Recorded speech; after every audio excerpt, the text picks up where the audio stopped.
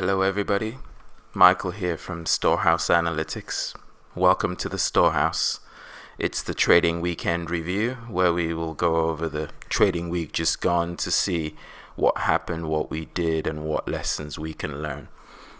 First off, thank you to everyone who's subscribed to the channel, who's liked the videos, who's given it a thumbs up or a thumbs down, shared the videos with their groups. Thank you very much. Your feedback is making us better, so keep them coming.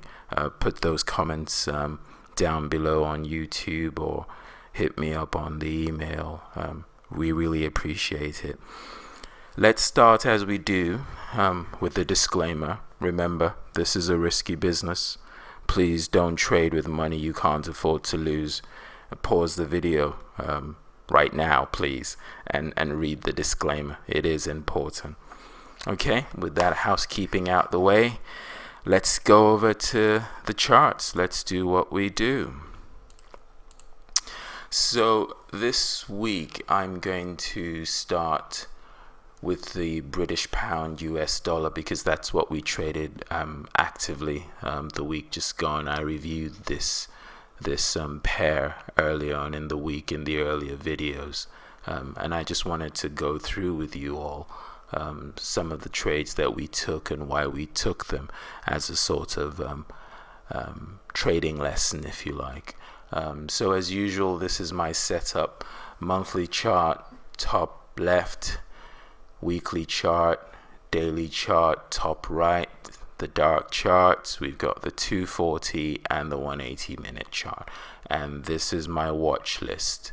Okay, so for those of you who've watched the first video, you know that we reviewed this chart and we talked about the British pound being in an equilibrium area. It's currently in a demand zone that's not fresh, that had a first retest here in 2010 and came close again last year in 2015 to touching that zone, but has now penetrated quite significantly into that zone. So we have fresh supply above, no fresh demand zone below. Our decision matrix tells us that we are in equilibrium and we should follow the trend.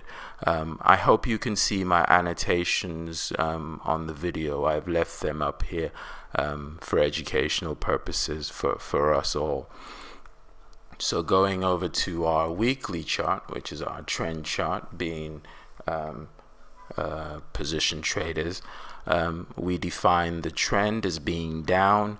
We identified a supply zone that we wanted to be sellers at, a big gap down with a significant move away, and we waited for price to come in. Now price had come into the zone and we were looking for shorting opportunities. This was definitely not a place to be initiating buy trades, so we were looking to go short. Now if you recall, we talked about price arriving. This date was the 30th of March, so we talked about price having arrived in this daily demand zone, which looks quite similar to the weekly because of the gap away, and price had almost retraced back into the gap. We talked about selling this retracement into the zone. Our only concern was that the drop away had not taken out this pivot low, but supply zone nonetheless. The reason this was a supply zone was, as we identified in the first video, it was a zone that broke a trend line with this candle here. Where is that arrow? With this candle here. So that made this a supply zone, and when price retraced, remember where we were on the monthly chart, equilibrium. Decision matrix says follow the trend. Trend on the weekly is down. We're looking to be sellers. We find a supply zone on the daily chart. It's a sell every time. We want to sell this market. So as I said to you all, I missed this initial trade, and I've marked it as trade one because if I had been paying attention, I probably would have been looking on my smaller entry time frames into this area as price was arriving there on the 30th of March, looking for potential entries, possibly the next day. But I wasn't paying attention, so I missed the initial trade. But what it did tell me was it was time for me to go to my lower time frames to get an entry. So trade one kicked off. By now, most supply and demand traders would be out with a significant profit. Probably this looks like about a 4-to-1 roughly. So that was a good trade, first trade. If you're still holding some over the weekend, you're rolling stops down to lock in your profits, possibly looking to get further back down into this demand zone here. Okay, so I'll show you the first trade that I took, because we took I think about 2 or 3 trades on this pair. So this was the trade I took when I missed the initial trade, which would have been back up in here selling this high. When this was created, this supply zone was created, took out demand, price retraced. I took that short. As I said in the previous video, first targets here, second targets down here, all hit pretty much I think in about a day or so. Upper Friday gone, not this recent Friday, but the upper one I think it was. So we were out of that. And then we also talked about trade number 3, which was a retracement into another level that had been created as price fell. As I was in this trade, another supply zone was created. Why would we be interested in still shorting this market? Remember where we were on the monthly and the weekly charts. Monthly in equilibrium, weekly in a downtrend. Every supply zone is liable to be shorted. So that's why people took this. I didn't take this, but I know that people were shorting this at the time. I wasn't around at my computer when this kicked off, so I had already exited my trades down here, so I didn't participate in this, but it was a trade nonetheless. You can't get them all. You just can't. So that was trade number 3. I did manage a second trade in this, excuse the noisiness of this chart. This was a teaching session I did with someone and trying to point out supply and demand zones. But I managed to get into a short trade now on the 4-hour chart, and I got in on that first one on the 3-hour. This is the 4-hour chart, and this was on the Wednesday of the FOMC minutes being released, if I recall. So this was the candle right closing at the time the FOMC minutes were being released, and I know obviously we're all told don't trade around the news, but you actually can if you know what you're doing. It's a rough time to trade. It's quite volatile, but supply and demand works. It's news that will drive price into the levels you want to trade at. So we welcome news in that sense. We don't trade it, but we use it. So I shorted there and managed to get about a 2-to-1 exit out of that. So that would have been trade number 4 in about a week in this one pair, and that's significant. That is really good. So it was a very good pair to trade, just based on the location that we were on our supply demand range and the levels that price retraced into. So that was the British pound. Trade's done. It's over. We move on. Okay. The next chart I wanted to discuss with you was the Australian dollar, US dollar. Again, I think I discussed this in one of the earlier videos, where we identified that the Australian dollar had retraced into a significant supply zone, having reacted here to this demand zone below. We were saying that this is definitely not a place that you want to be initiating buys, and actually, if given the opportunity, you should be looking to to open short positions because of where price is. The only issue we said we had was with the profit margin for a swing trader, as in more position trader really, is because of this area here, which is not too far from the monthly supply. So that might limit the initial profit, at least, because there will be some interested buyers down here. But taking swing trades, 3-hour, 4-hour chart trades, this distance is more than enough to take those trades if they present themselves. So we were looking for opportunities to be sellers of the Australian dollar, given where price is. And we went down to our weekly chart. Again, I hope you can see the annotations. We determined that the weekly chart was also in a supply zone, just like the monthly chart, and in this weekly supply zone is embedded inside that monthly supply zone, which gives it a lot more power as well. So this was last week's action. It's obviously the markets are closed now. We expected this kind of movement given where price is on the monthly and where it is now on the weekly. It's because of all of this price action here, it's going to take a little while for price to fall lower, which we also anticipate. But again, we're looking for opportunities to sell on the smaller time frames given where price is. So going down to our daily chart, I hope people remember this chart. I talked about this zone being a good zone structurally, in terms of the drop, the base, and the rally in the way it's formed, but the location of it is really bad. Remember what we said: monthly is in a supply zone, the weekly is in a supply zone. So you've now got buyers on a daily chart trying to go up against sellers on the monthly and sellers on the weekly chart.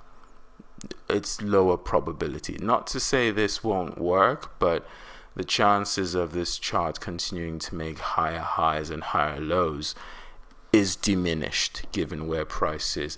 If price is going to continue going up, it's possible, but it's going to be a bit more difficult than one would expect. It's possible it would make a nominal higher high and then roll over, but we will be watching it. Now, the significant event that I wanted to point out to you, I think this chart was like so, I believe, when we drew this momentum trend line, and we were saying this zone, for the reasons explained, is not one where we would want to initiate long-term buy trades. So what's happened since is this momentum trend line is now broken by the close of trade on Friday, which means we now have a supply zone above for the first time in all of this rally from January 2016 all the way till now. This is the first supply zone we've created. So we have monthly in a supply zone, weekly in a supply zone, daily chart now beginning to create supply zones as well.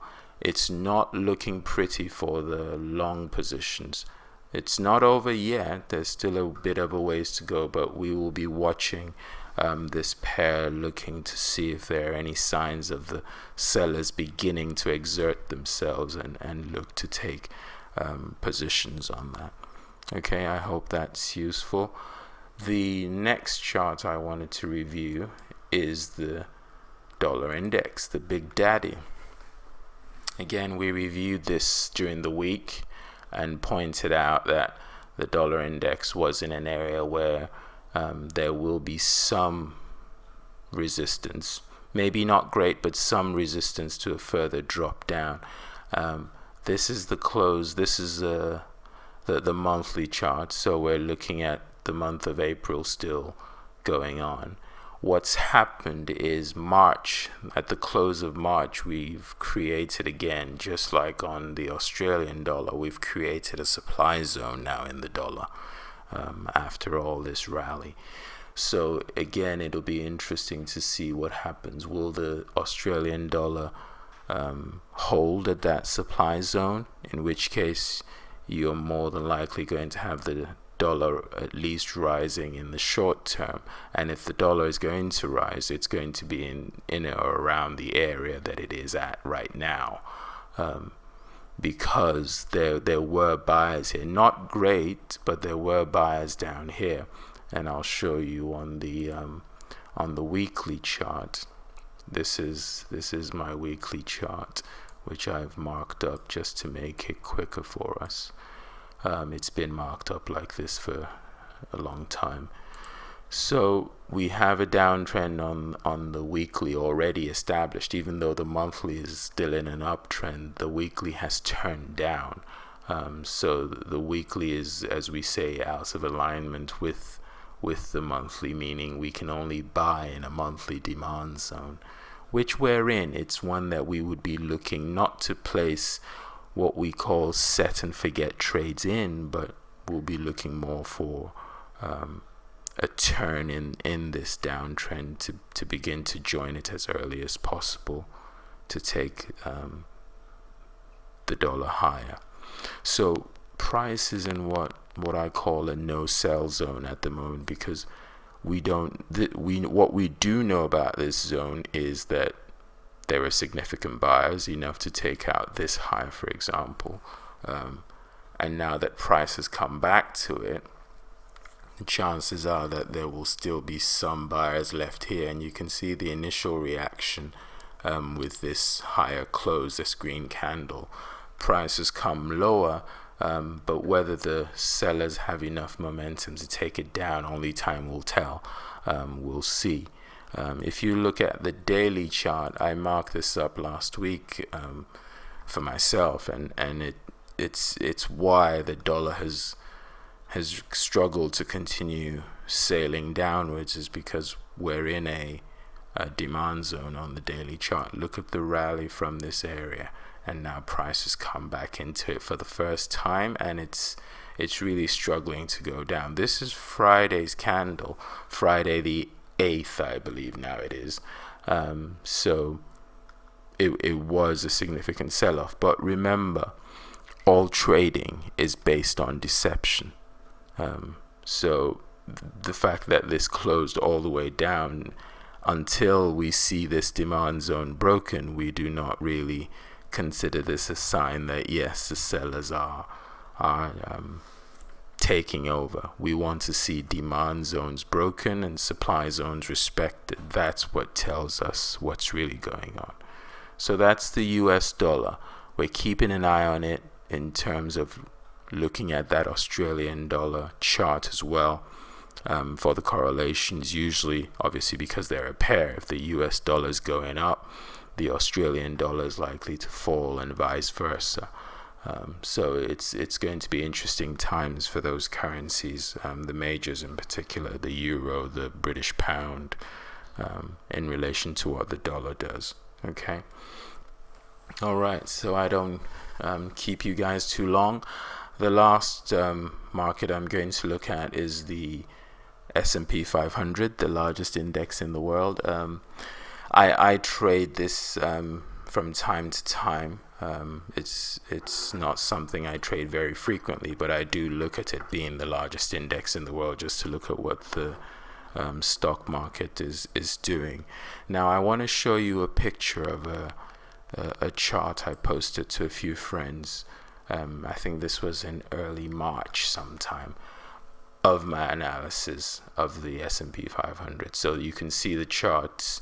You can see that it was early March. We were still in March when I posted this, and this was my analysis. I was looking to go short on the S&P, given where price was relative to our monthly curve. So price was arriving at the monthly supply zone at the time, and I was saying this is not a time to be buying this market, because if you looked at this rally, I mean, look at it, it had a gap up even. So everyone and their mother would have been saying, wow, on a lower time frame, a daily, even look at the weekly, it's had 1, 2, 3, 4, 5 going into 6 weeks in a row of higher closes, and people were saying, wow, the markets are back.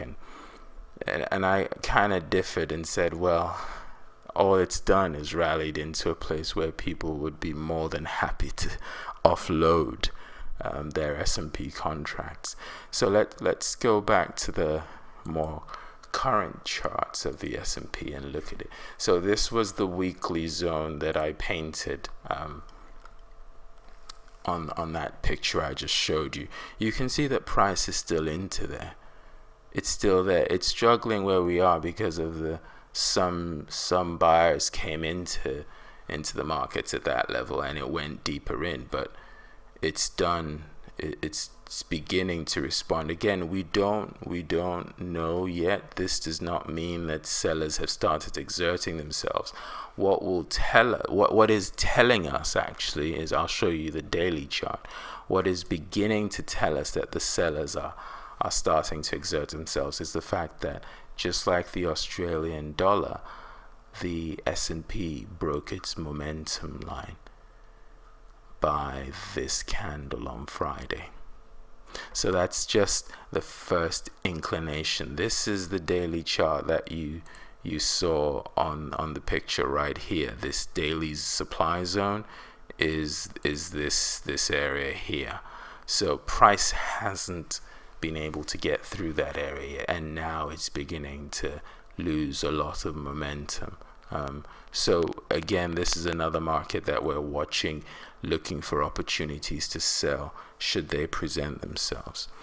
Okay, those are the charts I just wanted to quickly look at with you. Thank you for coming to the channel. Thank you for subscribing, for commenting and giving us feedback. We really appreciate it. We're going to continue to give you great content and hopefully help aspiring traders and maybe some traders who've been doing this for a long time but struggling with it. It is possible to do this and be profitable at it. So hang in there and continue to work at it, and hopefully it'll all come through. Thank you very much, Michael from Storehouse Analytics. I'm going to sign off now. And should anyone wish to contact me or get in touch, these are the ways that you can get in touch with me. Obviously, the YouTube channel, you can leave your comments. Email, I'm pretty much up to date with my emails. People ask me questions. If you want to take this further in terms of any mentoring, we can talk about your goals and how we can help you. I post my charts sometimes on Twitter as well. I'm looking to do that more often, and I'll be posting links to the videos as well. If you have time, join me and the other traders on the Trading Institutional Order Flow chat on TradingView. I'm there every day at some point during the day, in fact many points during the day, as much as I can. So those are the ways to contact me. Stay safe. Remember, they're protective stop losses. Use them. Peace. Take care, everybody. Bye.